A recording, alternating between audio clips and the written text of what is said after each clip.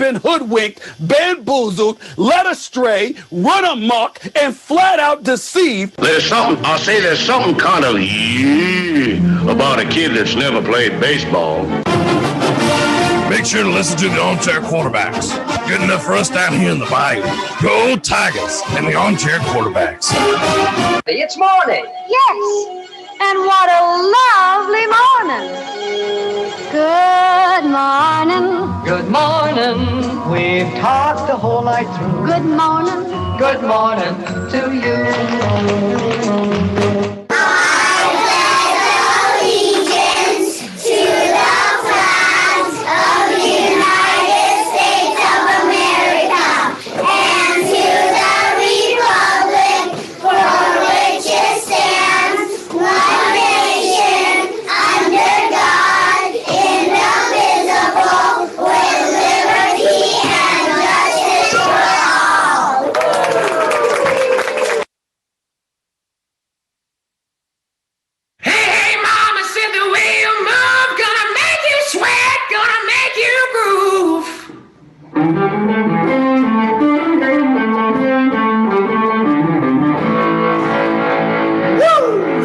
Armchair.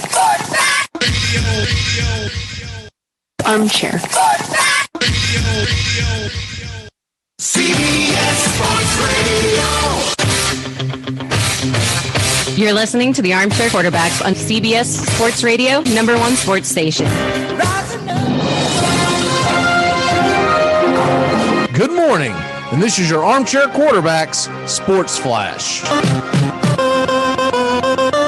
Chris Archer, who was sent from the Pirates in 2018 for Tyler Glasnow and Austin Meadows, is now back with the Tampa Bay Rays on a one-year, $6.5 million deal. That Rays-Pirates trade perhaps was the catalyst that put Tampa Bay into the World Series last year. Now Archer returns, trying to regain his form from when he was back in Tampa. After missing in action for years now, EA Sports announced that it will be making college football video games again. EA is working with the Collegiate Licensing Company, a well-known licensing partner for many schools, to secure the use of over 100 teams in the FBS, including stadiums, mascots, and uniforms used by these institutions. EA Sports college football is currently in the works and are still very early in development cycle, with no launch window currently revealed yet. More importantly, EA College Sports won't use any real names or players' likenesses. EA College Sports will be one of the first college football games released since 2013. The game is not expected to hit the shelves till after the 2021 season. The Cincinnati Reds have agreed to a one-year deal worth $1.5 million in guaranteed money with left-handed reliever Sean Doolittle. Doolittle, 34 years old, has spent the last 3.5 seasons with the Nationals, leading the team with 75 saves over that stretch. Along the way, he's pitched to a .303 ERA with a 28.2% strikeout rate and 5.7% walk rate. The Reds were in desperate need of left-handed help in their bullpen. And the San Diego Padres have extended general manager A.J. Preller through the 2026 season, giving him the title of president and baseball operations, the team announced on Tuesday. President of business operations, Eric Grepner, has also been given a promotion to chief executive officer through the 2026 season. And that's your Armchair Quarterback Sports Flash. Stay tuned for more of the Armchair Quarterbacks YouTube Live. Please like, subscribe, and share our show today. The Armchair Quarterbacks, your first choice for sports talk live from the First Coast.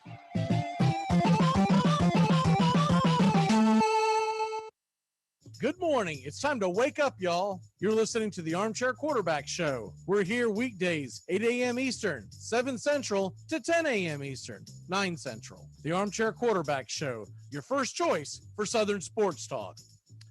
Good morning. I'm Mac McGee, and I don't know much, but I know one thing. EA Sports is bringing college football back. Cannot wait. Well, I say that, but we're going to have to wait because it doesn't sound like we're getting it until next year. What the hell is going to take you so long to put together a video game that you put together 5, 6, 7 years ago? Just roll the damn thing back out. Let's go. You said that you're not even going to use the same likeness, so it's not like you even have to make it look like anybody. Let's go. Come on, EA Sports. Wake up. Ogre, ogre, ogre, ogre. Well, anyway, college is a whole new ballgame. Ogre, ogre. People judge you differently than they did in high school. Ogre, ogre, ogre, ogre, ogre. Where are they? I think they're talking about us. No way. Ogre! Nerds! Nerds! Nerds! Come on, Lewis. Let's go. Nerds! Nerds! Nerds! Nerds! Nerds! Nerds! Nerds! Armchair. Community Access Channel. He's the armchair quarterback. He's full of beer and he's full of snacks. The all-American man. Hey, hi, top of the morning to you. Welcome to the Armchair Quarterback Radio Show. I'm Mac McGee, and Justin Waller will not be with us today. He's going to try to make it tomorrow. He will definitely be back on Friday for our Football Friday. He is having to work. He's out of town, and it's just not feasible for him to jump on the air this morning. But Sean O'Toole is on the way. He's got to drop the kiddies off at school, and then he's going to hop on here. So we expect him here any minute. And we're going to be talking about the Super Bowl when he joins us. He's going to get us up to date on what's going on in the world of the NHL. We're going to talk about the Lions and Rams trade. Of course, he's a big Lions fan. See where he sits on that. And we'll get into some Major League Baseball, some free agent signings, some things that are open. There were some things that went down last night while you were asleep. If you missed it, Nelson Cruz signed a 1-year, $13 million deal to come back to the Minnesota Twins. I am shocked by that dollar amount. First of all, when I consider what the Braves have paid over the past few years in 1-year free agents, it's normally at the 18, 19 million range, right? Because that's the going rate. He decides to go for 1 year, $13 million. Man, did that shock the hell out of me. With there not being a designated hitter in the National League, it looks like that really played into that. We'll see how that affects the rest of the market going forward. I don't know about y'all, but man, this weather going up and down, cold, hot, it is messing with my allergies big time. So I apologize if I have to wipe my eyes. The allergies are getting to me this morning. But now the big fish left in the pond is essentially Marcell Ozuna. Will he return to the Braves? Will someone else back the truck up? It's really starting to look like he might end up in an American League city. Now, who's willing to make that move? Look, if Atlanta was going to do it, I think they would have done it a while back, because I think Atlanta's trying to get him on a 1-2 year deal tops. I believe he's looking for a 4-year deal minimum, and that's going to be that's essentially what's going to kill it. And so, if you're a Braves fan, you hope something gets worked out, but it's not looking good right now. They're probably going to have to spell him. Once he gets signed, then Atlanta will probably move on to someone else. They'll probably move on to someone that they can find lightning in a bottle, so to speak. Guys like Jock Peterson, who are now off the board. But anyways, we can get into that later. The Royals, the Yankees, the Marlins, they have all came out and said they will not be interested in signing Yasiel Puig. Why is this a big deal? Those were the only 3 teams that were linked to him. The only 3 teams that were linked to Yasiel Puig were the Marlins, the Royals, and the Yankees, and they're now saying they want nothing to do with him. So if that is the case, unless it is some kind of a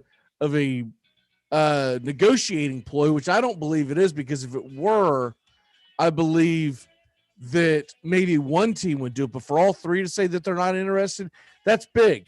So Yasiel Puig, we'll see where he lands. I still think he's got some to give, and he could be an option. Maybe Atlanta signs him on a cheap deal and signs a left-handed hitter on a cheap deal. That might be what they end up doing to spell Marcell Ozuna. Now, Puig is not an Ozuna, but Atlanta looks like they're going the cheap route, and you just wonder where this is going to land. EA Sports brings college football back. Mentioned that at the very top. Everyone's getting excited. I keep seeing these things. I don't know why they can't get it straight. ESPN Sports Center was on social media was running a poll on who they think the cover is going to be. But from the statement that was released, it sounded like there was not going to be a game until after the 2021 season, meaning they're having to ramp things up, get a department together, et cetera, figure out who's going to run that aspect of EA Sports, because they all have departments, and this would be a new department that they're bringing back. And evidently that's going to take much longer than the kickoff of college football. Now, maybe the demand gets there and they say, screw it, we're going to put something out. We can always make it better next year. I don't understand why you couldn't make one, because you would be using essentially the same algorithms that you use to put together your Maddens. You tweak it a little bit here and there, right? So I'm a little confused why it's going to take a year and a half to put out a video game when a lot of these are put out a lot faster. But there you have that. EA Sports was going to bring it back. They say they're not going to have the likenesses of the previous players or current players, what have you. So that ends up playing into what we're going to see long term from EA Sports. I guess what you'll get a very generic version of your college football team. I still think they're probably going to use the team ratings, right? But I don't think you're going to see, in other words, if this was this year, Clemson's quarterback would not look like Trevor Lawrence, right? He wouldn't have the locks. He wouldn't have the horse face, what have you. He's going to be very, very generic. I think they'll all be generic. I think you'll probably give them all crew cuts, and away you go. Other big news that happened yesterday, Chris Archer signs a 1-year deal to come back to the Rays. They made that official yesterday. Francisco Liriano is trying to make a comeback. He signed a 1-year deal, minor league deal, with the the Toronto Blue Jays. So I find that interesting because, hell, I forgot he was even still around. I assumed he was long gone. And fantasy baseball is back. If you go onto your Yahoos and whatnot, fantasy baseball is back, and you can start building your leagues. I brought our leagues back yesterday afternoon. So anyone who's in any of our leagues, they can see it on their screen now. And we're going to figure out when the draft is and all that. I got to make sure that the season's actually going to start on time before we do a draft, because I'm not going to get into this nonsense we got into last year. So we'll see what the players union does and whatnot. And we're going to talk about that here in a little while, but fantasy baseball is back. So I'm personally excited about that, as you're basically talking about what consumes my life from April till about, what is that? Early to mid-September. You can't get me to talk much about anything off air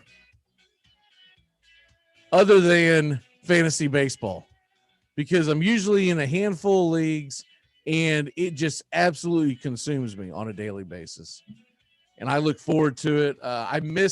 It didn't feel right last year, and that's the best way I can put it. It felt off.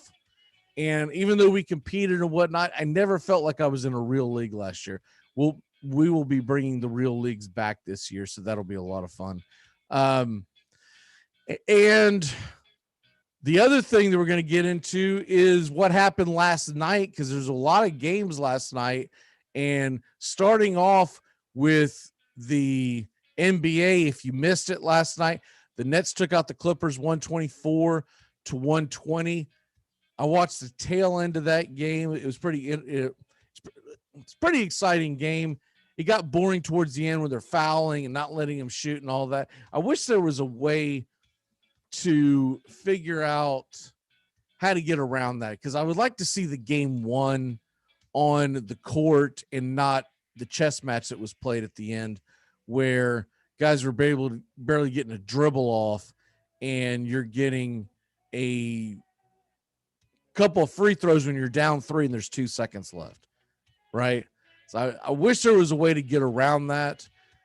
You almost want to make it where if the team that has the lead commits an intentional foul, you want to give the ball back to the team that did not, the team that got fouled. That's kind of what I would like to see done. I don't know how they would break that down and regulate that, but that's what I would like to see done, because it really kills the end of the game. It really sucked. It was boring towards the end. I watched like the last 5 minutes of the game, and then when you got to like the last 30 seconds, it really got dull. Celtics took out the Warriors 111-107. I did not stay up for that. I watched the first half and then fell asleep. I was like, I can't stay up for this. Jason Tatum scored 27 points. The Blazers beat the Wizards 132-121. Let me kill the batting practice music, as we're essentially out of the batting practice. Let's go ahead and start the first quarter of the Armchair Quarterbacks. We got the Pistons. The Pistons beat the Jazz 117-105. And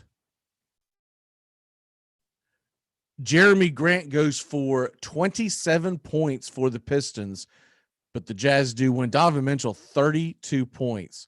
And then what else we have in the NBA? The Pacers over the Grizzlies, and the Raptors beat the Magic. The Magic have fallen on hard times. Remember the beginning of the season, Orlando was looking really good, and now not so much. In the NHL, we had the Blackhawks fall to the Hurricanes 4-3 last night. Stars beat the Blue Jackets 6-3. Canadians 5-3 over the Canucks. St. Louis 4-3 winners over the Coyotes, and the Jets 3-2 winners over the Flames. Other winners, you had the Avalanche, Oilers, Ducks, and the Penguins and Devils were postponed. I'm starting to notice a trend here in the NHL, and it's really strange. They are going all in on some nights, and then other nights, they're like tonight, there's 2 games. And it's kind of stupid, to be honest with you. And I want to remember to bring that up to Sean later, because why would you play 12, 14 games in one night, and then the next night you play 2? It's pretty routine. I just went through the schedule, and it's pretty routine. It's every other night you get the entire league playing, and then every other night there's like nothing. I know the NBA does it on Thursdays and sometimes on Tuesdays, but it seems like that the NHL, it's consistently just loaded up one night and nothing the next. Tonight, like I said, it is a doubleheader. Red Wings and Lightning begin on NBC Sports at 5:30 Eastern. So if you're Lightning fans out there, should be a good game to get a win against the lowly Red Wings. And then the 8 o'clock game, that's the more intriguing game to me. Bruins Flyers, 8 o'clock. Both the teams, two of the best teams in hockey right now, and they meet at 8 o'clock on NBC Sports. So there you have that. What's really strange about them going all in is that they're doing it. So they did it on Tuesday and they're going to do it on Thursday. Those are the TNT nights in the NBA, right? So why are you trying to go head to head? If you're going to go all in all in on a night where they're not on TNT. Because I'd be willing to bet that the TNT games get a lot better ratings than the ESPN games, just because the ESPN broadcasters are terrible. The pregame sucks. The halftime show sucks. TNT's fun. TNT's got Barkley. It's got Kenny the Jet. Shaq's on there. I deal with him. He's not really that great, but he's okay, right? I don't dislike watching Shaq. It's fun to watch Barkley push his buttons because it is definitely very obvious to anyone who's watching that Shaq would not beat Charles in any kind of an IQ test. No way in hell. That is on display on a daily basis. But anyways, college basketball last night, we had a big clash. Baylor versus Texas, number 2 versus number 6. Baylor takes them out 83-69. Baylor just seems like that they're unbeatable. They're just, I don't know why they're not ranked higher.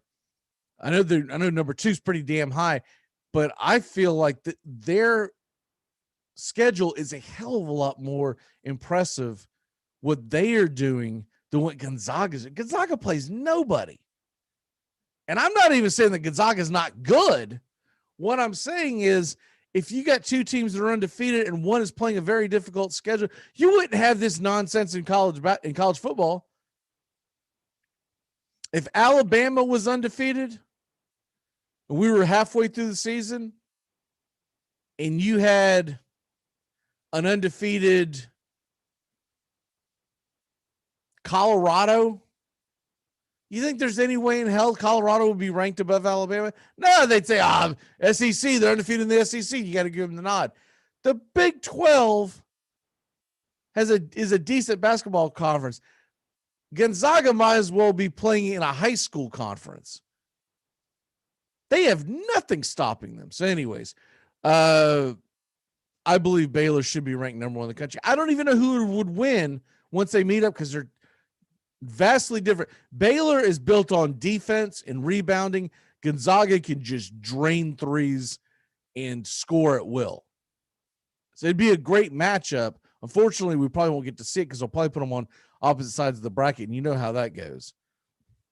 Usually someone gets knocked out and you never get to see the big matchup. But I would hope Baylor and Gonzaga get put on the same side of the Final Four so that they try to set it up geographically as far as you'd want to see an Eastern team versus a Western team, right? And so the winner of Baylor, Gonzaga play whoever. It's so wide open in the East right now. I wouldn't even want to guess on that one. Iowa takes out Michigan State. Michigan State's struggling. They're 2-7 in the Big Ten, 8-7 overall. Michigan State may not be making the play, the NCAA tournament unless they get extremely hot. The Vols fall. They're now just 5-4 in the SEC, 12-4 overall, but they do have a lofty 11th ranking in the country. I think they're a little overrated.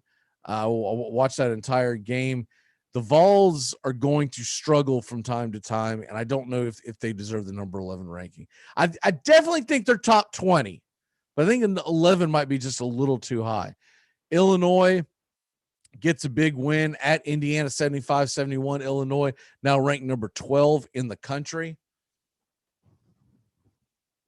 And so they are 8-3 in the Big Ten, 12-5 overall. They'll probably jump into the top 10 next week. West Virginia bounces back and gets a 76-72 win over Iowa State. Wisconsin, 72-56 winners over Penn State. And Kansas, 74-51 over Kansas State. Maryland, 61-60 upset of number 24 Purdue. Maryland now 4-7 in the Big Ten. Purdue falls at 7-5. And if you missed it, Florida State, ranked number 20 in the country, their game was postponed against Boston College. Their next 3 games have been postponed because one of their players came up positive on the COVID list, and we start this junk again. So Florida State won't play for a couple of weeks, and whatever, dude. I'm getting so tired of start, stop, stop, start, stop. I mean, it's asinine at this point, but that's a different rant for a different day. So there you have the world of college basketball. Tonight, we got some games going on in the top 25. Florida who's snuck their way back into the top 25. They're 22 in the country. They are going to host a terrible South Carolina team. They should get that win. That game's at 6:30 Eastern on SEC Network.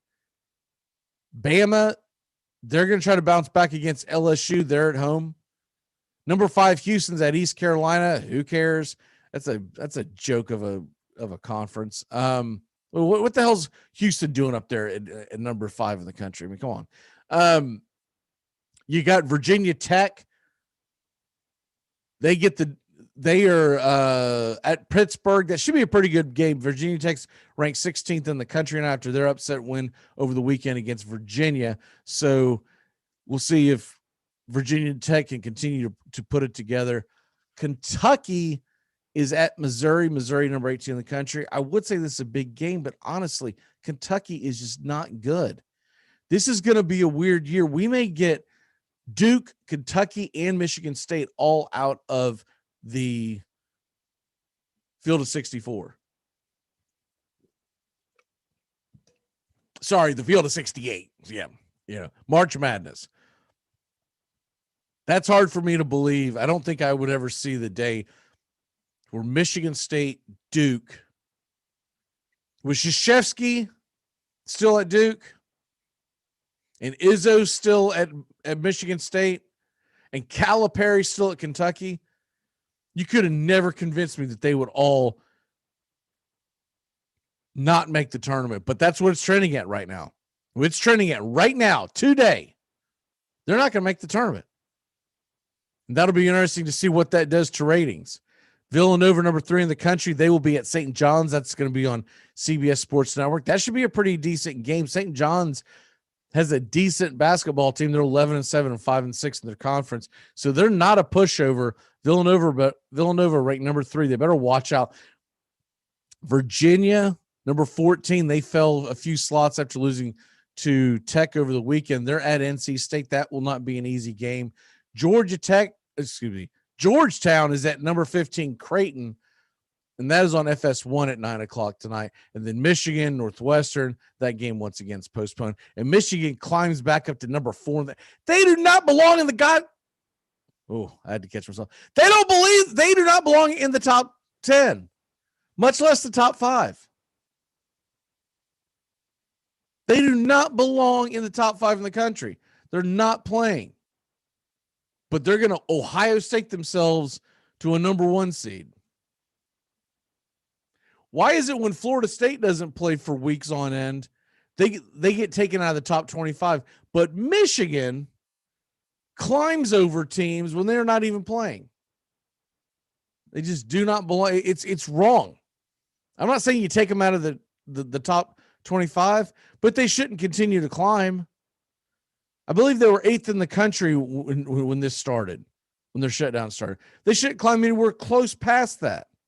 Should probably fall a few slots. Look, I'm expecting Florida State to fall out of the top 25 this next week because they don't play this week.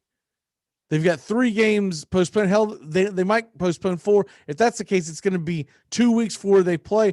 It would not shock me if they fall out of the top 25. And rightfully so. If you're not playing, how are you being ranked? But Michigan continues to climb. It's unbelievable. Unfreaking believable. And there you have that. Sean's joining us here. So we're going to go ahead and take a quick break. When we come back, Sean will join us, and we're going to go into the NHL, the NFL, and the big trade, and a lot more here on the Armchair Quarterbacks. Keep it locked in here to CBS Sports Radio. Mr. Money, will you please escort Mr. Washington off the court? Take him down the block. And if this dreadlock bumper ass even blinks wrong, you lullaby his ass. It's important to remember the value of taking time for ourselves to do the things that help us grow and explore, like learning something new. And now with the Great Courses Plus, it's never been easier to experience the joys of learning. The Great Courses Plus offers thousands of streaming videos that cover hundreds of fascinating topics, from World War II to choosing the perfect wine. You can even take a course on the U.S. government or dealing with stress and anxiety. And because the Great Courses Plus partners with world-class professors and experts, you're always receiving thoroughly vetted, high-quality content from every lecture. Plus, you can watch or listen anytime, anywhere with the Great Courses Plus app. So take a little time for you. Sign up for the Great Courses Plus today for a free month of unlimited access. Visit thegreatcoursesplus.com/radio to get started. That's thegreatcoursesplus.com/radio. Twitter's stupid, and Instagram is Twitter for people who can't read. We live in a world now that welcomes and nurtures the screwball in all of us. Hey, it's a new decade, people. Time to get a little nutty. Treat yourself to Screwball Peanut Butter Whiskey, a smooth flavor that combines two of America's favorites, peanut butter and American whiskey. So no more social awkwardness. Time to embrace who you truly are. Get out there and make friends. And be sure it starts with Screwball Peanut Butter Whiskey. It's available nearly everywhere. Learn more at screwballwhiskey.com. Infinium Spirits. Please enjoy responsibly. Armchair.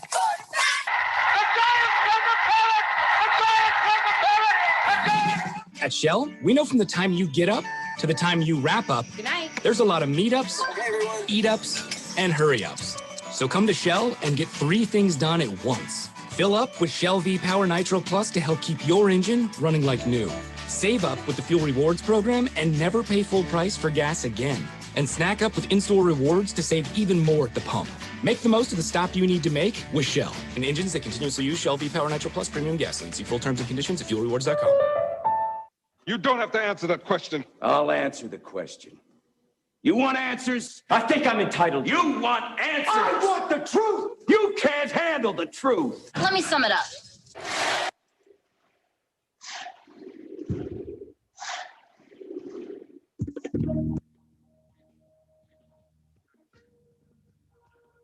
If you're looking for gifts or stuff for yourself from all teams, from all sports, it's MVP Collectibles, the St. Augustine Outlets Mall. Suite 245 across from the food court. MVP Collectibles has all 32 NFL teams, every SEC, every ACC, teams from the Big Ten, and 10 different Major League Baseball teams. That's MVP Collectibles. It's where the Armchair Quarterbacks can be found just before game day to get our man cave popping no matter what team you love.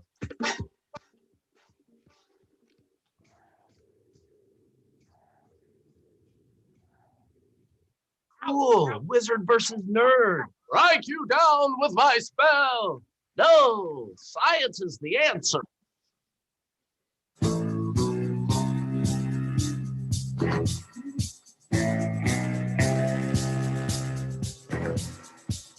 Welcome back here to the Armchair Quarterbacks. Sean O'Toole joining us here, CBS Sports Radio and YouTube Live. Find us on YouTube Live, Armchair Quarterbacks. I'm not going to spell out the freaking the URL because there's too many letters and numbers and whatnot. You have to reach a certain point before you can make your own URL. So we are just anonymous right now, but just look for Armchair Quarterbacks. Put that in your search engine on YouTube, and away we go. Sean, how the hell are you today? I'm doing fantastic. How are you? I'm doing well. It is National Signing Day. Wasn't there another one? There's like 4 of those a year. I'm confused. You have to explain it to me. So, well, this is the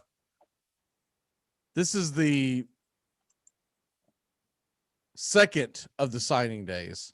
Okay, and gotcha. What they do now, so used to back in the day, you had the one National Signing Day. It was a big deal. All the major networks would cover it. Okay. And it was one day, and you got it in and out the door, and you got all the rankings, right? Mm-hmm.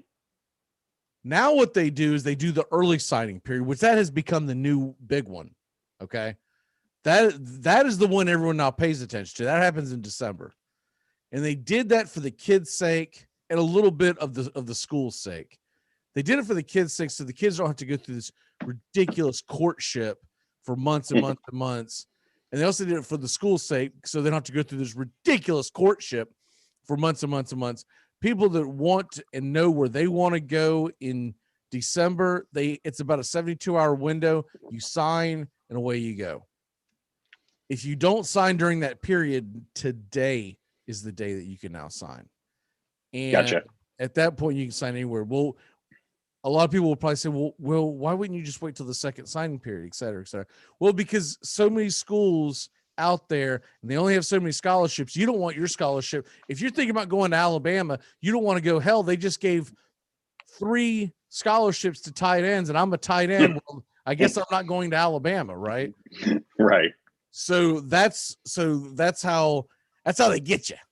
So now what you have is you have the rest of what will probably happen. And we remember back in December when the National Signing Day hit and you got all your rankings. Those essentially are pretty stone-ish.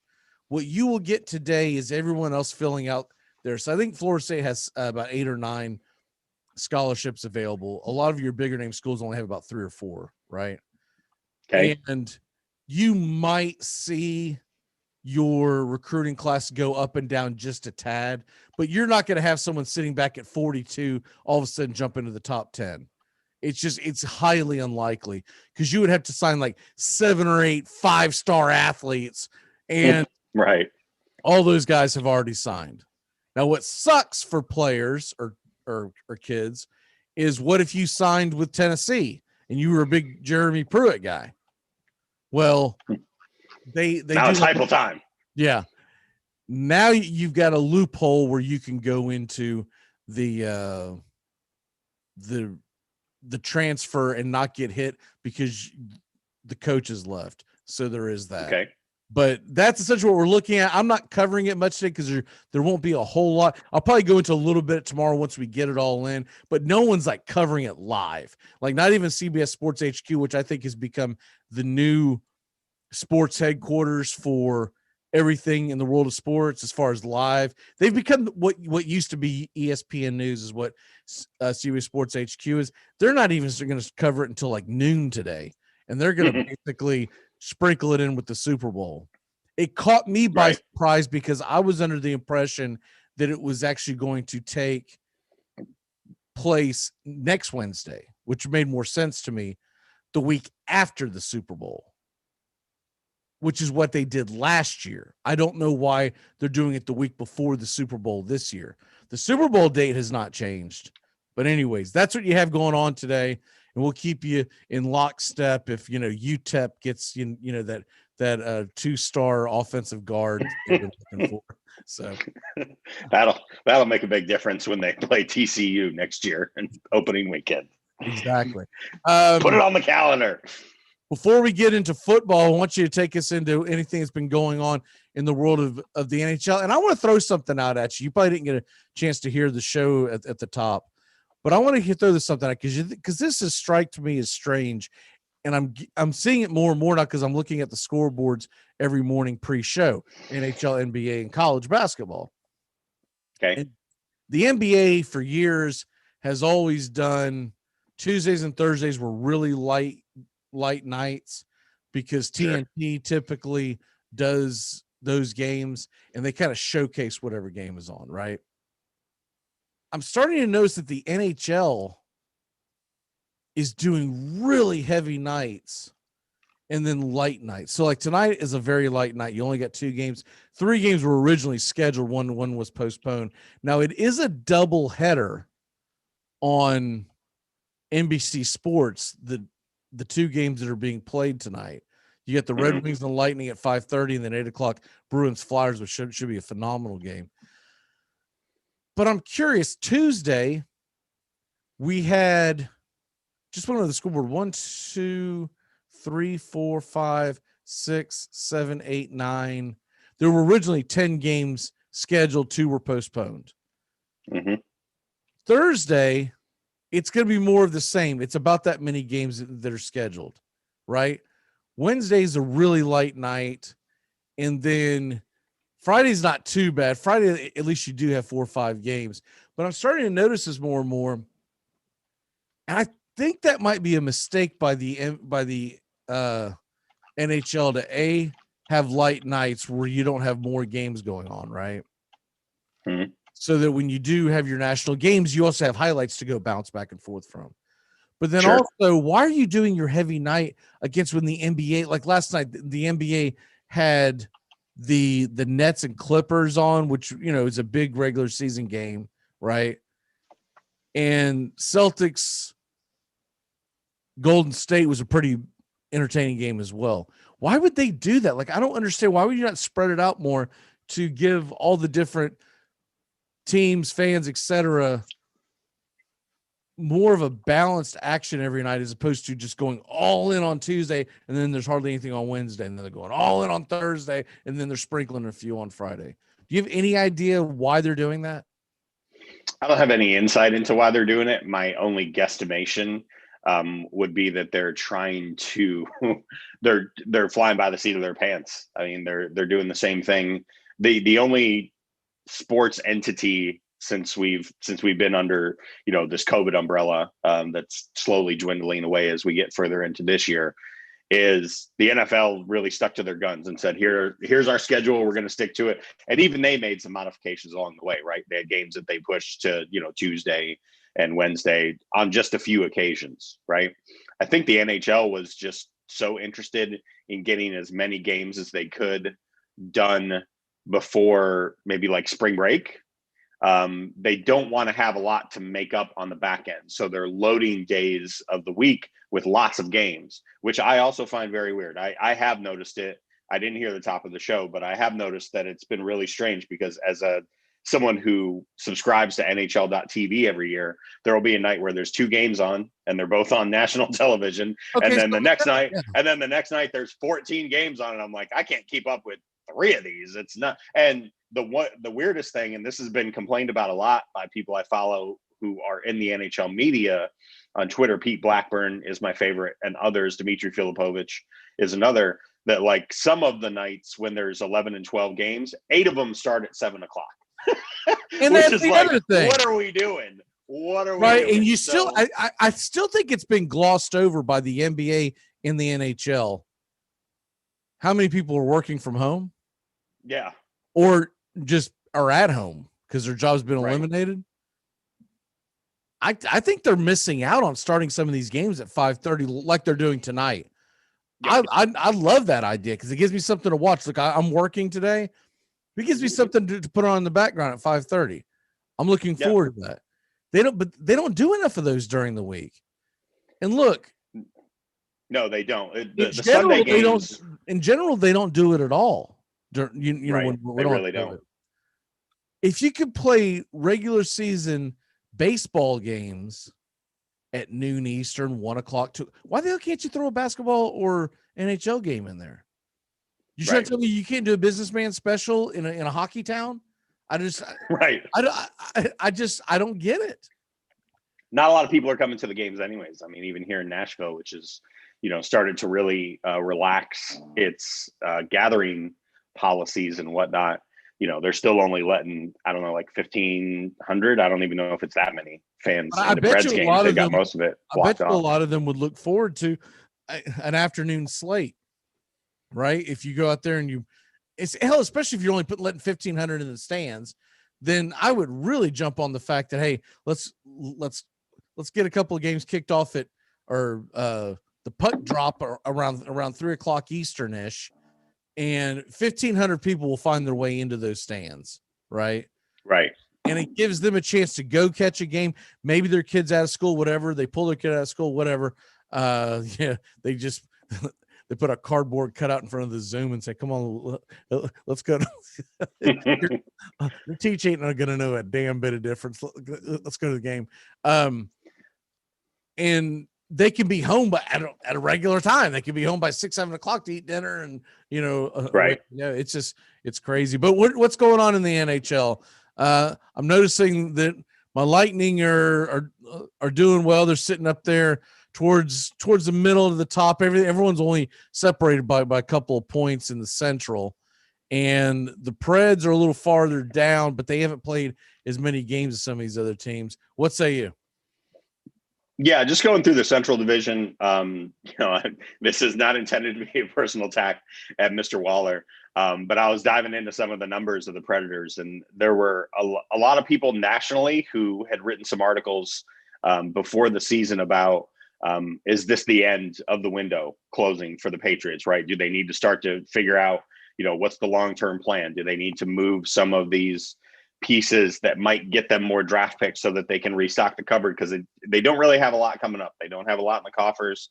They have, I think, 2 prospects in the top 50. Again, they sold a lot of draft equity in the last 5 to 7 years to contend for Stanley Cups, right? They sold draft equity to get Ryan Johansson. They sold Seth Jones and a pick to get Ryan Johansson when they made that trade. Philippe Forsberg was someone that was homegrown. He was someone that they drafted, but they sold some draft equity to get PK Subban, who they then moved on, right, for another piece. So there were a lot of questions. Is this kind of the end of the road for the Predators? If Saros isn't as advertised, and so far, he has not been, is this the end of the road? Do they need to figure out how to batten down the hatches, get what they can get for their better players, and try to kind of bottom out and restock? Because the NHL, like every league, aside from the NFL, that's kind of the methodology of when your time runs out, you need to restart the clock by getting younger and offloading your players. So they're 29th. Do it in a year like this where you're not going to have many fans to begin with, right? So exactly. Exactly. And the only teams theoretically that you can't trade to, and I say theoretically because we've already seen one trade where a team in that division did trade with a Canadian team. Theoretically, there's more complications if you trade a player to a Canadian team. They got to sit out for 2 weeks and stuff like that. I can't remember the exact number. Where did they fall on how many games are going to be played? It was like 50 something, wasn't it? 56. Okay, 56. Okay, so we are essentially about a fifth of the way in, because most of the teams have played around 10 games. Some a little right. more. There's a few exceptions. Vancouver has played the most at 13 because their schedule was just front loaded. Break up the Panthers, man. They're 5-0-1. What the hell's going on down in South Florida? Break them up. That's the funny thing is they've had no COVID issues with the Panthers, but they've had 6 games postponed because of other teams' COVID issues. Dallas and Carolina, they had whole series just wiped out. That's what's funny about the Central is that Carolina, Florida, Dallas, and Tampa Bay have each played about 7 games. Florida's actually only played 6. The rest of them played 7. The rest of the division has played somewhere between 9 and 11. And yet the first 4 teams that I mentioned who played a lot less games, they're at the top. So it's nuts to think that they're going to have a chance to make up those games at some point, I guess is where I'm getting at with this. And if they can take advantage of it, those 4 could separate themselves. Now, we're not expecting Detroit or Chicago to necessarily be contenders this year. But but I believe Nashville and Columbus thought that they were in it, and they better wake the hell up, because they could wake up one morning and just be the hell out of it, right? So that's Columbus made an all-in now trade for Patrick Laine, who played his first game with Columbus last night and did not look comfortable. So, and that takes time. We'll see how Pierre-Luc Dubois looks when he starts playing for the Jets, because he hasn't played yet. Canada has a 14-day quarantine period, and he's only done, I think, like 10 or 11 days of that so far. So I think he's on track to play this weekend when Winnipeg plays either Vancouver or Edmonton. But yeah, you brought up a good point. I'll give a counterpoint to that. The fact that those 4 teams, Tampa Bay, Dallas, Carolina, Florida, Florida's played 6 games. The other 3 have played 7. They're all going to play each other, right? So they may self-eliminate, or if they have some overtime games, right, someone will get 2 points, someone will get 1 point. But yeah, they're kind of in the driver's seat because they're already ahead a little bit, right? There's not a lot of distance. We're talking about a point of distance. But if you're someone like Nashville and you played 9 games, you have 8 points, which is not good. And, getting into their numbers, they're second to last in power play efficiency, and they're second to last in penalty kill, which are both really, really bad. And they've given up 29 goals. There's only 5 teams in the league who've given up more, which is where I'm getting to the goaltending problem. They're 0-4 on the road. That's terrible. Yeah. I mean, that's essentially what their issue is. You would think that would be a damn difference with no fans in the stands, but maybe it's just the travel, and I mean, who knows what the reasoning is? But yeah, I will say most of the teams in that division have at least some fans at the games, right? Detroit, even I think Detroit has had the least of the games that I've watched. I've seen they've only got a couple hundred. Chicago's got a couple hundred, but Nashville's got some. Dallas, I mean, Texas, give me a break. They might as well take the banners down and just fill the place because they're not even pretending. They're putting like 5,000 people in there. Same thing out west in Arizona. Arizona's like, nah, no, we don't believe in this. We're letting 7,000 people in. So most of those cities and most of those places they play, I don't know what Tampa's doing. I haven't caught a lot of home Lightning games on TV for one reason or another. I'll see what they're doing. I think they're at the point where they're like, it's been a damn year. Okay. Right. You told us 3 weeks back in March of 2020. It's been a freaking year. It's enough already. If it's going to get you, it's going to get you. And I think that's where a lot of them are at. They're going to have 25,000 in the Super Bowl. So, and supposedly 30,000 cutouts. If I'm paying a lot of money, which these Super Bowl tickets are still going for a good rate, right? Yeah. I don't want to be banging my elbow against a freaking cutout. Get it the hell away from me. Jam that thing, snap it, and throw it. Sorry, dude. Sorry, man. Did you see that play? I don't know. It'll be like that. I don't know what happened. It'll be like it'll be like that Bud Light commercial I saw every Sunday this year during the NFL season where the guy's got the cardboard cut out of himself. Yeah. He grabs it by the neck, starts tapping it. Exactly. Be like that. You'll see people in the stands. That'll be funny. Let's go ahead and switch gears and jump into the second quarter. Fast break. He starts the fast break with plenty of room in front of him. Here they go again. It's showtime. Okay, so we've got the Super Bowl heading our way. What are we, 5 days away? 5 days away if you count today. Chiefs versus the BUCS. We're going to get into their player props here in a little while. We'll probably do that on the other side of the break. We'll get into the actual game probably on the other side of the break as I'm looking at the time. But before we get into all that, I wanted to make sure we talked about this Lions and Rams trade. You being a diehard Lions fan your entire life. I thought we were going to go the whole day without it. No, never. I thought the Lions did a good job. I thought they got a good haul. Mm-hmm. They got a quarterback it's hard to believe Jared Goff's only 26 years old, but Jared Goff is only 26 years old.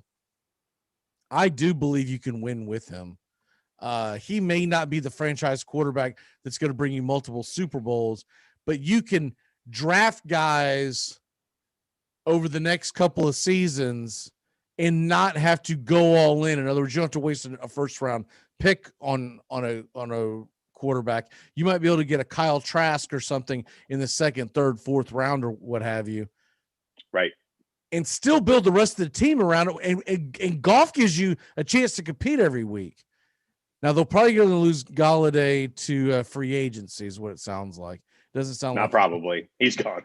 Yeah, he's gone. It doesn't sound like he's coming back.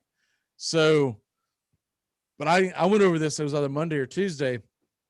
There's 43 wide receivers that are going to, of name, be free agents. Yeah. They're going to be free agents. So you can build there. You get 2 number ones. I know it's not this year, but you do get a number 3 out of this season. You get 2 number ones over the next 2 seasons. They would have gotten a number 1. I saw one Lions fan was raising hell about him. And I finally had to correct him because he said, why didn't they get the number 1 for this year? They don't have it. They trade all their number 1s. The Rams don't believe in number 1 picks.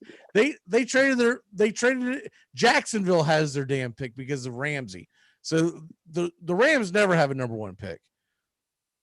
What say you? Because of Stafford, I still think has a lot left in the tank at only 32 years old.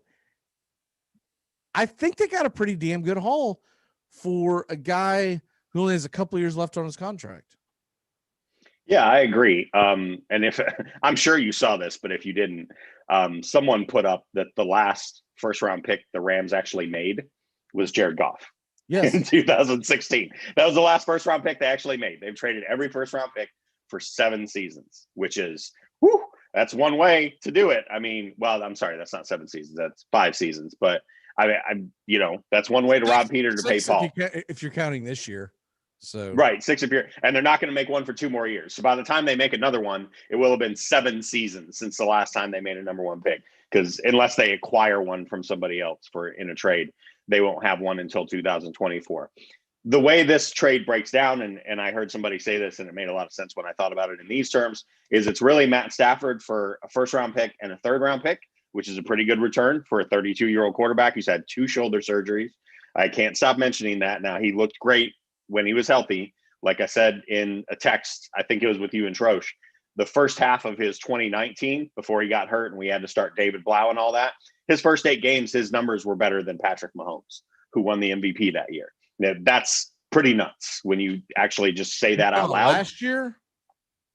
Yeah, not this season, last season. Yeah. Last season, Lamar Jackson won the MVP. Okay, so Mahomes was the MVP the year before. And that was because Mahomes was injured most of last year. I got you. It was being compared to. What I'm saying is whoever threw that stat at you, that's not a fair stat because Mahomes was injured for 3 or 4 games during that stint. So Stafford better have better numbers than him if he didn't play for 4 games, right? So, I think I messed up the context. The context was his numbers through the first 8 games of that year were better than Mahomes through the first 8 games of the previous year when he won MVP. I think that was the year that the Chiefs lost to the Patriots in the conference championship game. So that was the context of the stat. Gotcha. Be that as it may. And then, so it's Stafford for a 1 and a 3. And then basically the Lions said, well, if you want us to take Goff's contract, right, we're going to need another pick for that. Right. So they robbed them for another pick just to take Goff off their hands, which is how you do business when you're in a position of strength and leverage. Allegedly, the Lions had 12 offers for Stafford. I don't know how true that is, but it was reported by the Athletics beat writer who covers the Lions that they had 12 offers and that the Rams offer was the best one. That was the one Brad Holmes went with. Now, I agree with you. I think you can win with Jared Goff. The question is going to be, what do they do this offseason with their cap? What do they do with all their draft picks? They have 9 picks in the draft. Their own first rounder. They have an extra second rounder that I think they got from New England, and now they have the Rams third, including their own third. They've got some guys they can cut, mostly in the secondary, and save a lot of money, namely Desmond Trufant, who they signed from Atlanta last offseason and who played 3 games and looked awful every time he was on the field, and Justin Coleman, who was good 2 years ago but was hurt last year. So they can get about $20 to $25 million under the cap, see what they do with it. Someone mentioned to me online, what if they franchise Galladay? I don't know why you would. He doesn't want to be there. He wants to get hella paid. He wants to get like 4 years, $100 million. You're not going to give him that kind of money because he's coming off an injury shortened season. And by and large, do you really know if he's a number 1 receiver if he doesn't have Matt Stafford start for him? I love the deal for the Lions, obviously. I like what Dan Campbell's building as far as a coaching staff. I like what Brad Holmes is trying to do by understanding how he built the Rams, right? He built the Rams through the offensive and defensive lines outward, right? You're not going to win a Super Bowl, allegedly. You're not going to win a Super Bowl without a franchise quarterback, even though we've seen franchises do it for going on 30 years now. So I love the deal for the Lions. It seems like they're going to lean all into DeAndre Swift, TJ Hawkinson, let Jared Goff run a play action offense, something a little bit more traditional with Anthony Lynn as the offensive coordinator. For the Rams, just to, you're all in, right? You got 2 years now to win a Super Bowl, 2, maybe 3 at the most. Because you got some bills that are coming due, even this offseason, guys that played really well for the Rams last year, like Leonard Floyd, are free agents, and they don't have any money. Like they have no money. So, how they find money to pay those guys is anybody's guess. They're now paying out so much to 3 players. Stafford, Donald, and Ramsey are almost 40% of their entire salary cap. It's one way to build a team, but they're definitely a team to be feared going into next season if everybody's healthy. I think they both did a good job because if Stafford does you right, you didn't really trade away 2 number 1s, you traded away 2 number 2s essentially. Right. Because if you're at the very bottom of the second round, there's not much of a difference. That still doesn't mean that value isn't there for the Lions in the trade. But But as far as from the Rams' perspective of it, I like it for a lot of reasons. One of them being you now have a rocket-armed quarterback who is definitely tough as nails, and you're putting him in there with a hell of a defense that can't be understated how good that defense is, right? And that defense just got a lot better because they're going to be able to have that offense rolling, and assuming that their receiving core stays pretty much intact. They got a couple of minor guys that are free agents, but they should pretty much stay intact.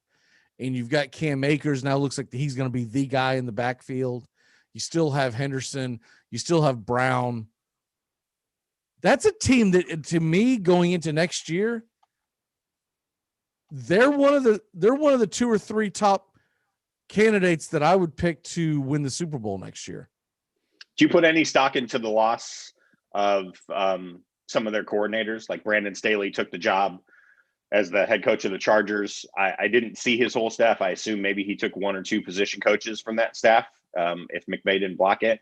And I think he came from the Rams, but maybe he came from the Eagles. The guy the Lions just hired as a special teams coach, Joe Phipp. He might have come from the Eagles. I could be getting that wrong, but I thought he came from the Rams. But just leaning on Staley, do you put any stock in that? Do you think coordinators really matter when they leave like that? They can. Look, when we're talking about, look, I think Stafford's almost at the point now in his career where I'm not going to say he's quite Tom Brady, but what coordinator out there could teach Matt Stafford anything at this point, right? Right. No, yeah. Him and McVay are going to be, they're just going to be buddies. They're going to get in the film room and just nerd out about what they want to do. I'm more worried. I'm talking about the defense. I don't think it matters at all because when you have Aaron Donald and Jalen Ramsey, you basically got all that talent on the field. Right. You got 2 coaches on the field. Anybody can be the DC for that team. You're really just dialing up packages. But as long as you don't bring someone in who's incompetent, I think it's fine. As long as you don't get some jerk off that's gonna bring the house on every play or whatever. I think you're gonna be fine because, like you said, when you got Aaron Donald on that defensive line and you got Jalen Ramsey back there in the backfield, the rest you're just filling things in. And they've got a pretty damn good defensive line, and they've got a really good secondary. From talent alone, I think. Even if it was me and you coaching that damn defense, they'd be a top 10 defense. So I think any kind of NFL coordinator with any kind of sense is going to be able to put them somewhere in the top 10. Now, obviously, I agree. Obviously, the better the coordinator is, obviously, the better the numbers will be. But I also believe that the Rams offense that is about to get a hell of a lot better. I think that's going to help the defense as well because you're going to be able to pin your ears back. You're not going to be up 35-3 every single game, right? But more often than not, you're not going to be behind, and so that's going to help them quite a bit. So I don't know. It's going to be a fun year to watch both of those teams because to see what Dan Campbell can do with Goff. And I think Swift will become a major part of that offense next year. I don't think we'll have this guessing game of how many carries he's going to get. He's going to be the guy. And you can look at what Anthony Lynn did with Austin Eckler, the 3 years he had him. I mean, that's your prototype for what they would look to do with Swift is turn him into Austin Eckler, who's been look what beast. Goff did when he had Gurley and had the threat of the play action. So I think Swift can be a Todd Gurley type, and so it should be very, very interesting going forward because I believe that you're talking about a team that in Detroit that's going to compete, and they're going to win more games than a lot of people think they're going to because they are sorry. I thought I had that thing set up differently. Player eardrums out. That's a sign that it's time for us to head to break. But I think the Goff. I think he'll be there for the full 2 years. And I think they'll groom someone underneath them, and they hope to have someone ready by the time that it's time for him to step away, and then Goff will probably go elsewhere. Yep. Conversely, I think Stafford will probably be in LA for quite a while. He'll probably re-sign a contract. I don't understand why he wouldn't sign a contract unless the injury bug, continues to, Before we go to break, my favorite bit online from Lions fans was pulling up Kelly Stafford's old tweets about Governor Whitmer in Michigan and saying, boy, if you think the COVID protocols in Michigan were something, welcome to California. That tickled me. I thought that was funny. I was like, boy, if you hated Gretchen Whitmer, let me introduce you to Gavin Newsom. I thought you would love that. Yeah. Well, yeah.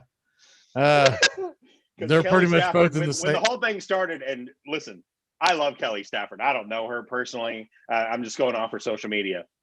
But there's a woman who almost died of a neurovascular disease in her brain, right? That almost took her away from 3 very, very young daughters. She seems like a very, very upstanding person. She's a wonderful mom, all that stuff. She was really outspoken about Governor Whitmer right around the time, the boys were crashing the Michigan Capitol. So everybody was pulling up those tweets and going, man, if you thought Whitmer was something, let's show you this guy you're moving to. And I'm sorry, that just tickled me. I thought that was pretty funny. I mean, they're both. I was like, woo! They're both probably going to.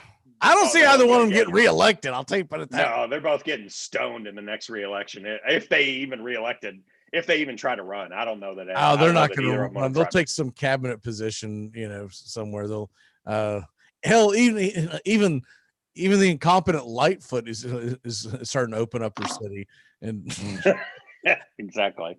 That's enough politics for now. And she waited so long that we have to watch these. Have you seen the goofy freaking dance video they put together? We had to watch. Did you see this in Chicago? No. Oh, you want to see something? It's uncomfortable. I showed it to my wife, and she gave me that look like, what am I looking at here? I said, these are teachers that put together a damn dance video. It's like an interpretive dance video that they each zoomed in different, different rooms all over. They glued it all together, and they were all dancing and swaying like that because they don't want to go teach. like socially distanced and all. Like, what the hell? If I saw that, and look, if I was their boss, I'd say, you're fired. Why? Because you suck. Okay, you suck at dancing. You suck at the fact that you don't know that is incredibly awkward. Who the hell put that together? If y'all haven't seen it, you got to go watch it. But please wait till after the show. We'll be back in a flash here on the Armchair Quarterbacks. Keep it locked in here to CBS Sports Radio. CBS Sports Radio. You're listening to the Armchair Quarterbacks on CBS Sports Radio, #1 sports station. Good morning, and this is your Armchair Quarterbacks Sports Flash. Chris Archer, who was sent from the Pirates in 2018 for Tyler Glasnow and Austin Meadows, is now back with the Tampa Bay Rays on a 1-year, $6.5 million deal. That Rays-Pirates trade perhaps was the catalyst that put Tampa Bay into the World Series last year. Now Archer returns, trying to regain his form from when he was back in Tampa. After missing in action for years now, EA Sports announced that it will be making college football video games again. EA is working with the Collegiate Licensing Company, a well-known licensing partner for many schools, to secure the use of over 100 teams in the FBS, including stadiums, mascots, and uniforms used by these institutions. EA Sports College Football is currently in the works and are still very early in development cycle, with no launch window currently revealed yet. More importantly, EA College Sports won't use any real names or players' likenesses. EA College Sports will be one of the first college football games released since 2013. The game is not expected to hit the shelves till after the 2021 season. The Cincinnati Reds have agreed to a 1-year deal worth $1.5 million in guaranteed money with left-handed reliever Sean Doolittle. Doolittle, 34 years old, has spent the last 3.5 seasons with the Nationals, leading the team with 75 saves over that stretch. Along the way, he's pitched to a .303 ERA with a 28.2% strikeout rate and 5.7% walk rate. The Reds were in desperate need of left-handed help in their bullpen. And the San Diego Padres have extended general manager A.J. Preller through the 2026 season, giving him the title of president and baseball operations, the team announced on Tuesday. President of business operations, Eric Grepner, has also been given a promotion to chief executive officer through the 2026 season. And that's your Armchair Quarterback Sports Flash. Stay tuned for more of the Armchair Quarterbacks YouTube Live. Please like, subscribe, and share our show today. The Armchair Quarterbacks, your first choice for sports talk live from the First Coast. We live in a world now that welcomes and nurtures the screwball in all of us. Hey, it's a new decade, people. Time to get a little nutty. Treat yourself to Screwball Peanut Butter Whiskey, a smooth flavor that combines two of America's favorites, peanut butter and American whiskey. So no more social awkwardness. Time to embrace who you truly are. Get out there and make friends. And be sure it starts with Screwball Peanut Butter Whiskey. It's available nearly everywhere. Learn more at screwballwhiskey.com. Infinium Spirits. Please enjoy responsibly. Amazon Prime members now get free grocery delivery with a minimum order. You'll get your groceries with 2-hour delivery. So in that time, you can finally figure out where the biblioteca is, learn how to play the acoustic guitar, and I guess get a puka shell necklace. Do a makeup tutorial, but realize halfway contouring is hard, and you're beautiful just as you are. Whatever it is you're doing with your time, your shopper will be carefully picking out your favorite organic meats, produce, dairy, and snacks while providing contactless delivery to your door. Free 2-hour grocery delivery, now with Prime.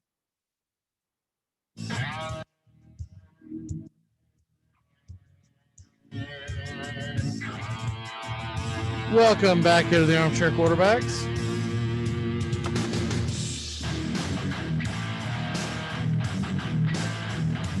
We are live here on a Wednesday morning.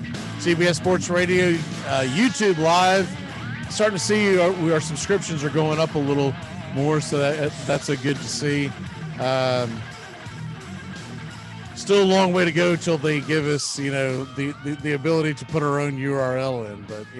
But it's a work in progress. We've only been doing this for about a month, so good things to report on that. The other funny thing you got to see, Sean, if you have not seen this, there was a teacher, and I can't remember what state she's in. I want to say it was somewhere just west of the Midwest is what I always call it. It's like the Oklahoma area type thing. Sure. Nebraska. Right. It was somewhere in that area, I believe. Not really important to the story. But she went on this whole rant about how so the Bernie Sanders memes that have been going around with the mittens, and he's okay. Seen them. Very familiar. That was a depiction of white privilege because he was well dressed for the warmth.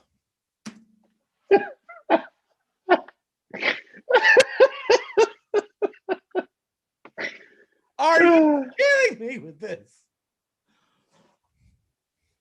Teach, if you're listening, no disrespect, but you're a dumbass. A full-blown dumbass. Actually, all disrespect is aimed your way. You're teaching the youth anything? And she was talking about how she was explaining it to the children. Why this was such a terrible thing. So this old man, we all know I'm not a Bernie Sanders fan, but this old man who's sitting outdoors in January to watch during the pandemic. During the pandemic, to watch a guy that kicked his ass in the primaries to get elected in, but he did show up. He's trying to stay warm, and he's an asshole. Come on, people. It was a funny meme that bounced around. It got worn out within 24 hours, but it was funny when it first hit. For her to make that into something, I'm like, oh my God.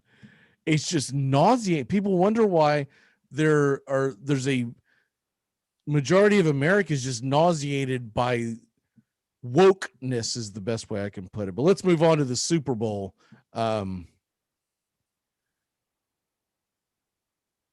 Your gut of guts, who do you think wins this game and why? Oh boy. I'm going to bet on the Tampa Bay Buccaneers, and my gut of guts says the Tampa Bay Buccaneers are going to win this game.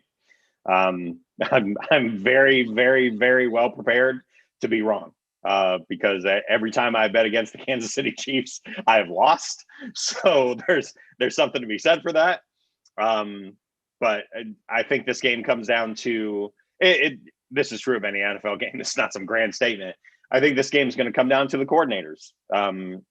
Is Byron Leftwich one step ahead of Steve Spagnuolo, or the other way around? Because Spags has been he's really been on his game in the playoffs. I mean, they completely frustrated and bottled up that Buffalo offense, which was pretty solid for most of the year and it's sometimes explosive. And they relied on playing man-to-man press coverage. I don't think they're going to be able to get away with that against Tampa Bay because Brady's just too smart.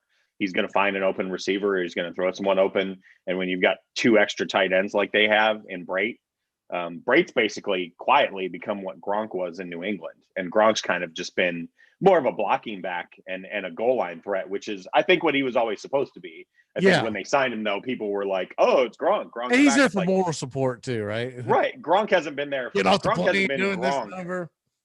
Right. Exactly. Gronk hasn't been Gronk. He's a mascot. He's a mascot. He's a mascot. He's a very, very good blocking tight end at this point in his career. So I'm taking Tampa Bay. I think it's going to be a great game. I can't wait to watch it. Not only do I think Tampa Bay is going to win, I think it's going to be a low-scoring win. I do not think right now that over-under is 56.5, and this takes us to our next segment. Man, I'm banging that under all day long. I do not think I don't think we're going to see 56 points. I just don't.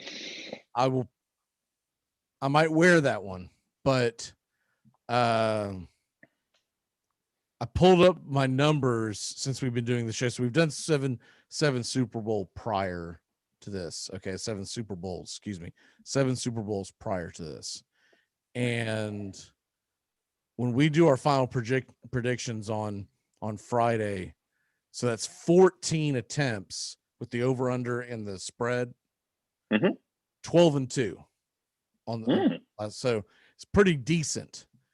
We'll do that again on Friday. Justin and I, we usually just come to we kind of talk off air and then we go, okay, who are we going all in? Let's not do this crap where we both pick the opposite side. So somebody's got to be right. And I will put those up on the TikTok, like we've been doing. But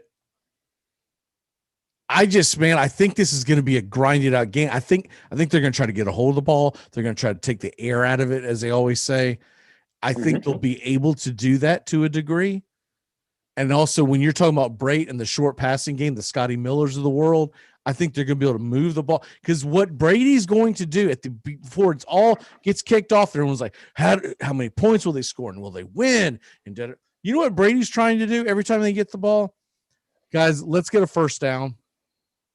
And that's going to be and that's why he's the best, because he focuses on the little things that become huge when it's all put together into one big picture. You go, man, there were a couple of times where quarterbacks of lesser value do not get the first down in these situations. And that's in extending the drive, making sure that when Patrick Mahomes gets the ball, that let's say in most games he averages touching that ball 6 to 7 times a half, right?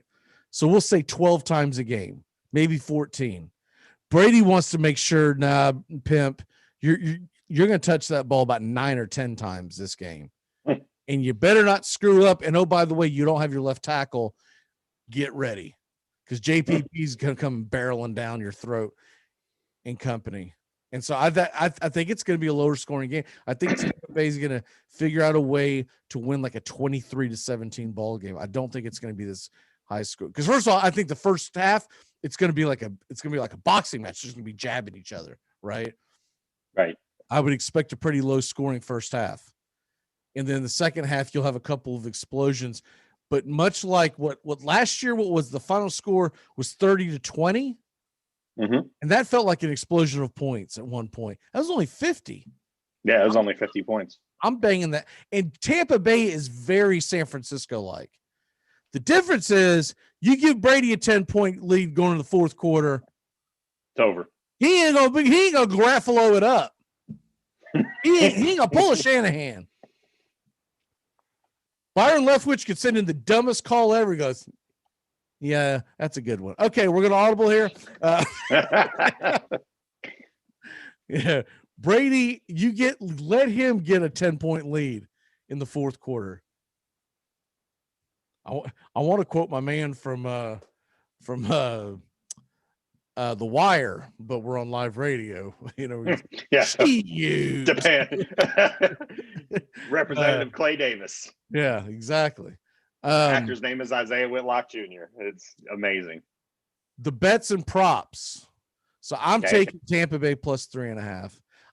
In fact, I already locked in my plus 3.5. I think it might get up to 4, but right now I'm taking Tampa Bay plus 3.5. I'm going to bang the under. I still think the over under is going to go up a little higher. So I'm waiting for it to 57, 58. Let's go. What props do you like? I kind of went through mine yesterday, so I was going to open up the floor to you. Yeah, so I've got 2 that I like. Again, anybody who's listened to me talk about gambling knows I'm a novice gambler, and I really just look at what's the biggest odds I can get my hands on. I'm more of a wishing well better. I'm gonna throw a penny and hope it turns into $1. So there's 2 that I'm throwing out. They're very luck dependent. So please, nobody bet these. Let me do it myself. The first one is the halftime and final winner. So if there's a tie at the half and the Bucks win the game, that's plus 2,000 currently, which is pretty nuts. You're relying on a lot of luck, but say 10-10, and then the Bucks are the winner. That's plus 2,000. So you bet $5 to win 100. Whatever. The one player prop that I really like is first touchdown scored. Again, you're counting on Tampa to get the ball first, maybe. First touchdown scored for Mike Evans is plus 1,100. I really like that one. I think him and Brady have gotten in a groove the last 4 weeks. They've looked a lot better, especially against Green Bay. And I don't know what Kansas City is going to do with Matthew. Their corners have kind of been like walking a tightrope. They've been playing a lot of man coverage. Mike Evans isn't really a dude that you can get away with playing man coverage against for very long. So if they're not going to bracket Matthew on him, you could talk me into somebody else. There's certainly other options. Looks like Antonio Brown's going to play. He's going to give it a go. I haven't heard anything to the contrary. So his over-under is only 37.5 yards.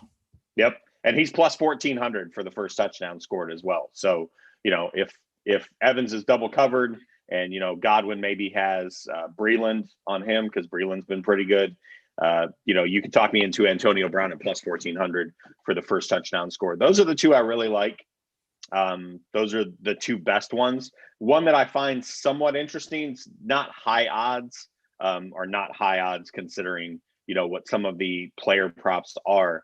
But there's an interesting one with the kickers for Butker and Suckup both to score 9+ points. Now you're counting on at least 2 field goals for each in that scenario, right? They would have to score around, 27 points. So if you're doing that, you're getting pretty close to the over under in that scenario. But if they both score 9+ kicking points, that's plus 450, which is pretty nuts. So if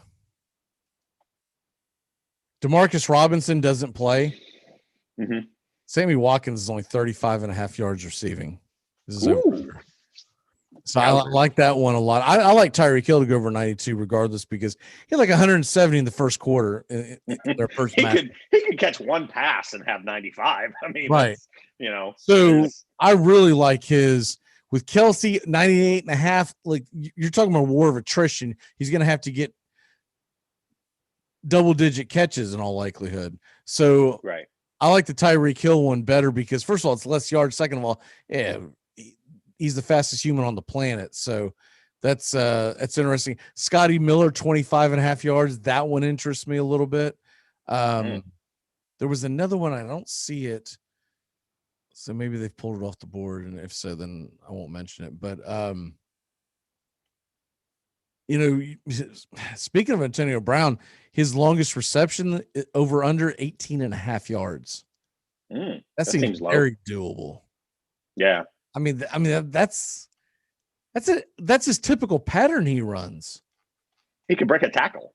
I mean, he could break a tackle on a slant and get 22. He doesn't catch 2-yard button hooks, right? No, he doesn't. I mean, that one's really interesting to me.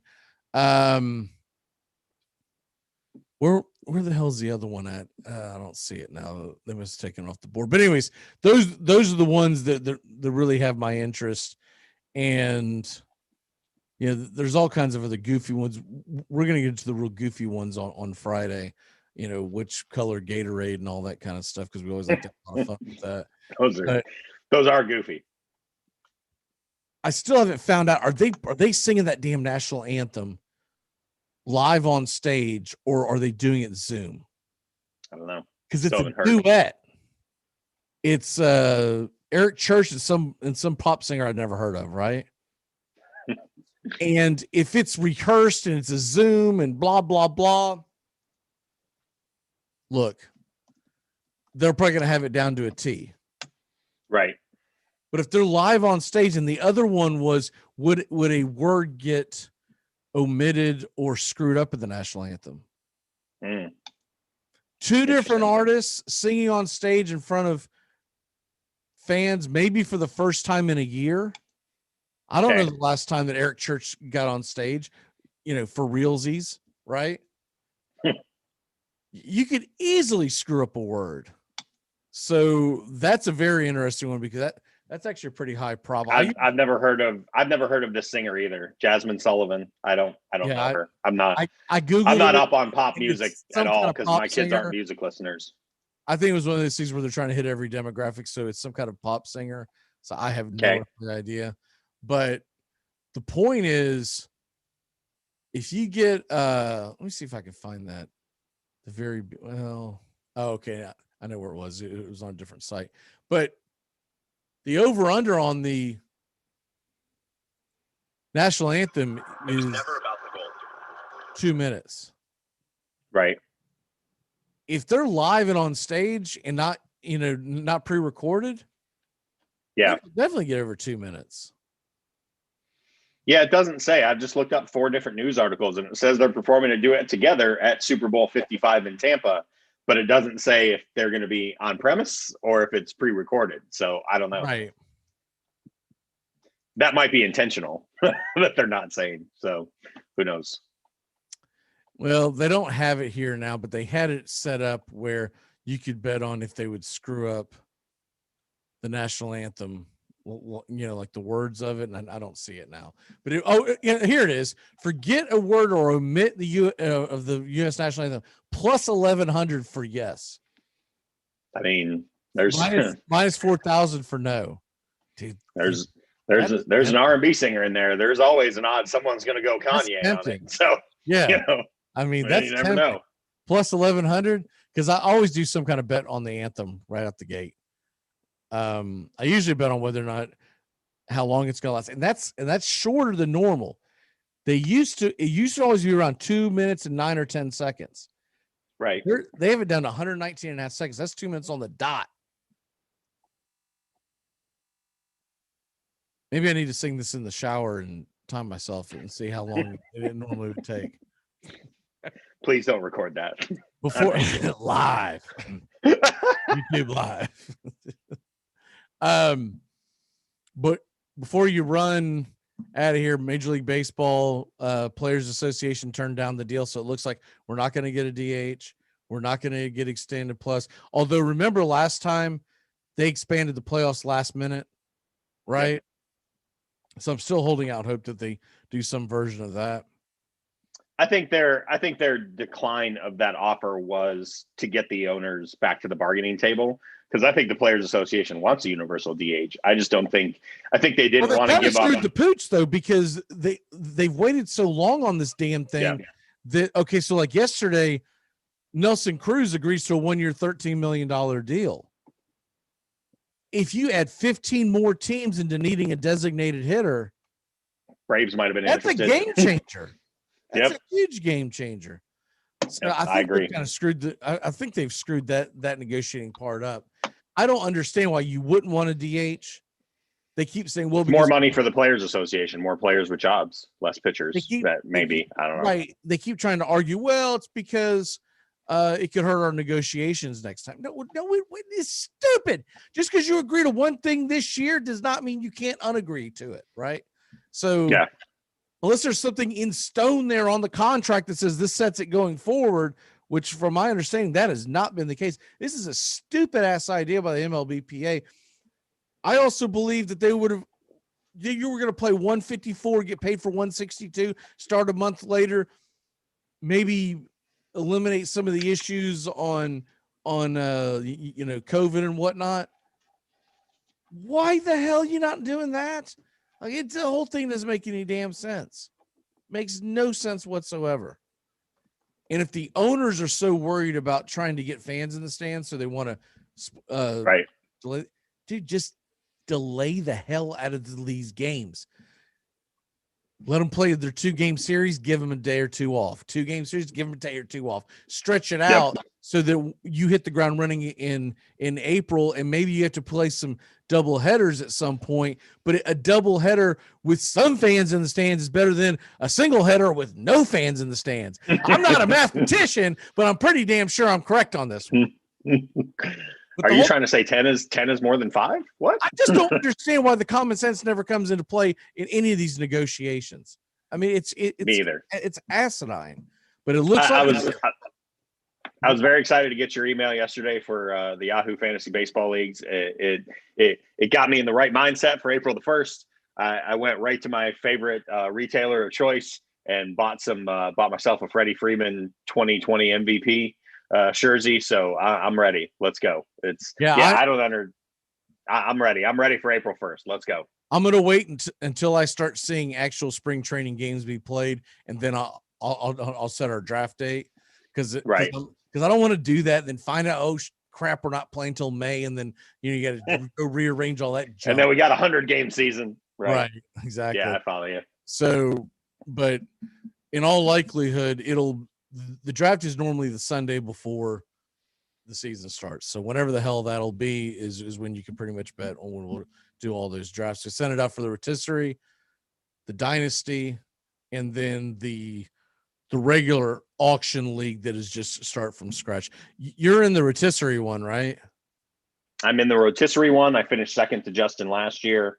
And I'm in the auction one. That's the rotisserie is a dynasty, if I'm not mistaken. Yes. Because I had to choose players I wanted to keep.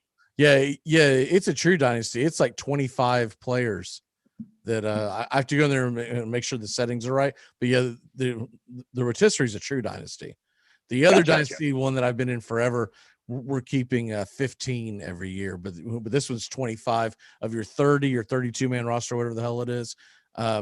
It's a true dynasty. Like, you're basically trying to build from within and trying to make trades and whatnot. And probably for the first time, we'll throw like $5 in or something like that, winner take all, something to keep it interesting. But I'm excited about it. The next time we see you in March, we'll be ready to talk about that kind of stuff along with March Madness. Let's go ahead and start the turn back times and get the hell out of here because the time is a ticking. All right.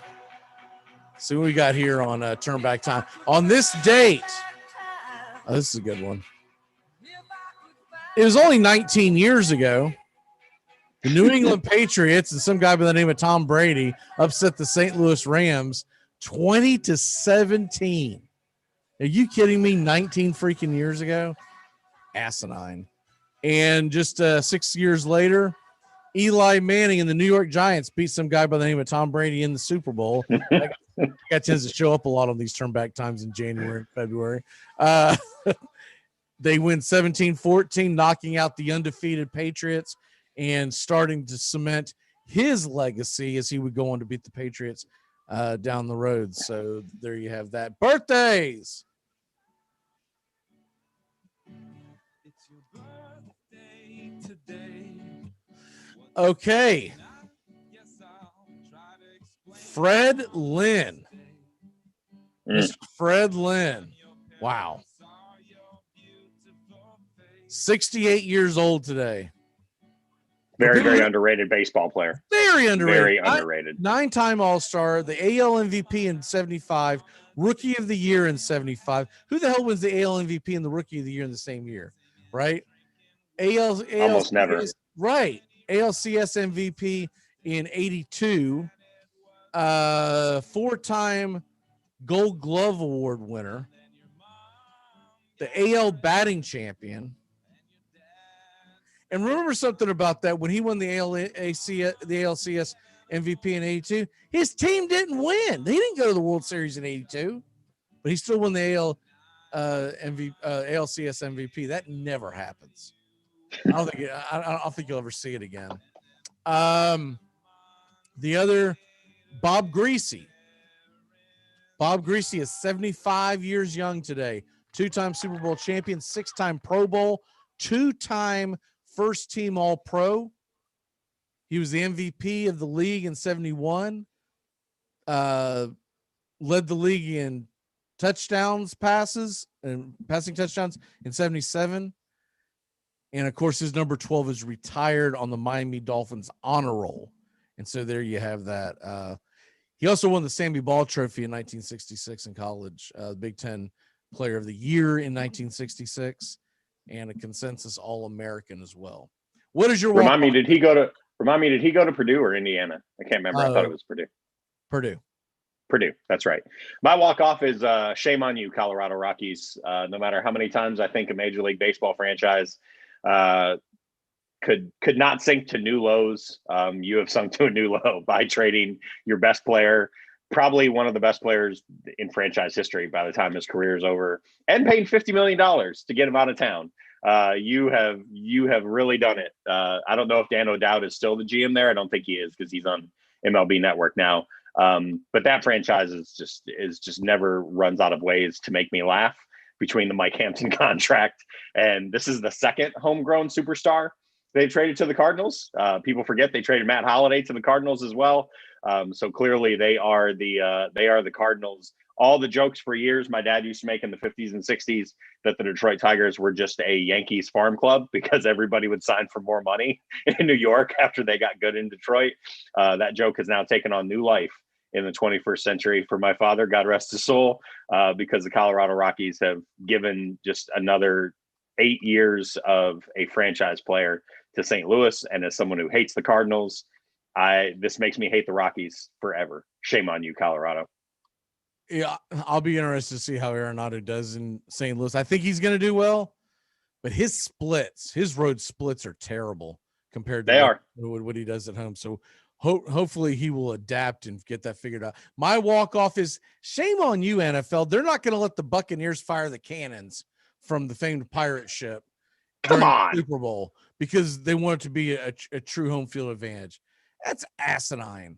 You finally get someone to be able to host a Super Bowl, and not many teams have this, right? Have something that they do that kind of sets them apart. Let the damn pirate ship blast. I mean, even if you have to let it blast every time there's a touchdown period, come on.